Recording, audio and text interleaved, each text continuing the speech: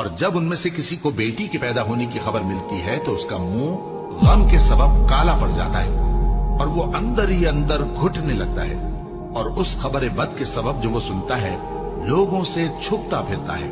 سوچتا ہے کہ آیا ذلت برداشت کر کے لڑکی کو زندہ رہنے دے یا زمین میں گاڑ دے۔ دیکھو،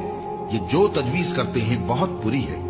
جو لوگ آخرت پر ایمان نہیں رکھتے انہی کے لیے بری مثال ہے، اور اللہ کو صفت اعلیٰ زیب دیتی ہے اور وہ غالب ہے، حکمت والا ہے۔ اور اگر اللہ لوگوں کو ان کے ظلم کے سبب پکڑنے لگے تو ایک جاندار کو زمین پر نہ چھوڑے، لیکن ان کو ایک وقت مقرر تک مہلت دیے جاتا ہے، پھر جب وہ وقت آ جاتا ہے تو ایک گھڑی نہ پیچھے رہ سکتے ہیں نہ آگے بڑھ سکتے ہیں۔ اور یہ اللہ کے لیے ایسی چیزیں تجویز کرتے ہیں جن کو خود ناپسند کرتے ہیں، اور زبان سے جھوٹ بکے جاتے ہیں کہ ان کو قیامت کے دن بھلائی یعنی نجات ہوگی۔